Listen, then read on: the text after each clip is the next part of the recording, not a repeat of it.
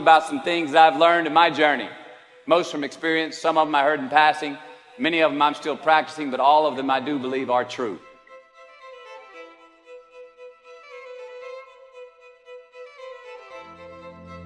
Life is not easy. It is not. Don't try to make it that way. Life's not fair. It never was. It isn't now, and it won't ever be. Do not fall into the trap, the entitlement trap, of feeling like you're a victim.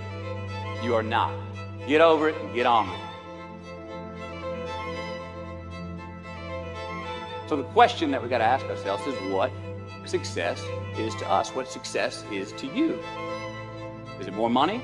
That's fine. I got nothing against money. Maybe it's a healthy family. Maybe it's a happy marriage. Maybe it's to help others, to be famous, to be spiritually sound, to leave the world a little bit better place than you found it. Continue to ask yourself that question. Now, your answer may change over time, and that's fine. But do yourself this favor. Whatever your answer is, don't choose anything that will jeopardize your soul. Prioritize who you are, who you want to be, and don't spend time with anything that antagonizes your character. Be brave, take the hill, but first answer that question, what's my hill? So first, we have to define success for ourselves. And then we have to put in the work to maintain it. Take that daily tally. Tend our garden. Keep the things that are important to us in good shape.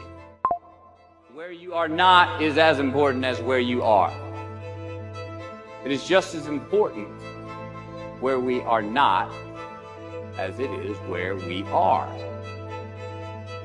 Look, the first step that leads to our identity in life is usually not, I know who I am. I know who I am. That's not the first step. The first step's usually, I know who I am not. Process of elimination. Defining ourselves by what we are not is the first step that leads us to really knowing who we are. You know that group of friends that you hang out with that really might not bring out the best in you? You know, they gossip too much, or they're kind of shady. They really aren't going to be there for you in a pinch. Or how about that bar that we keep going to that we always seem to have the worst hangover from? Or that computer screen, right? The computer screen that keeps giving us an excuse not to get out of the house and engage with the world and get some real human interaction. Or how about that food that we keep eating? Stuff that tastes so good going down, it makes us feel like crap the next week. We feel lethargic and we keep putting on weight. Well, those people, those places, those things, stop giving them your time and energy. Just don't go there. I mean, put them down.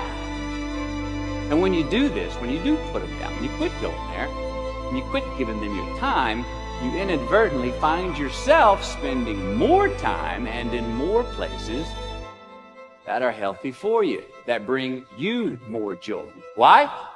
Because you just eliminated the who's, the where's, the what's, and the when's that were keeping you from your identity.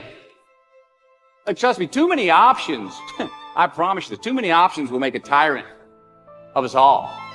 All right, so get rid of the excess, the wasted time. Decrease your options.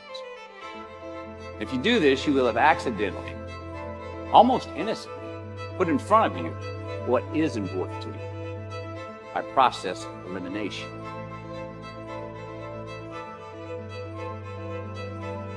Knowing who we are is hard.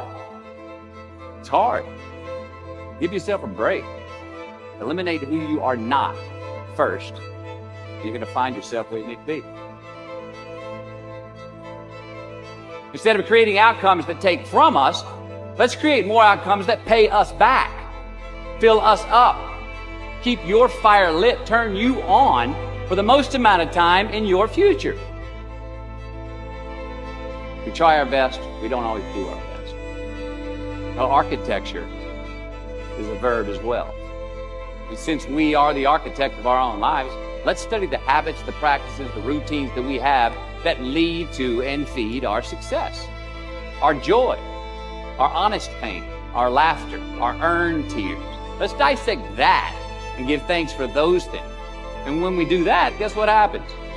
We get better at them, and we have more to dissect. Be discerning. Choose it because you want it. Do it because you want to.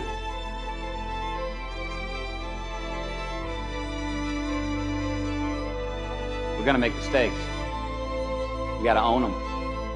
Then you got to make amends. And then you got to move on. Guilt and regret kills many a man before their time. So turn the page, get off the ride. You are the author of the book of your life.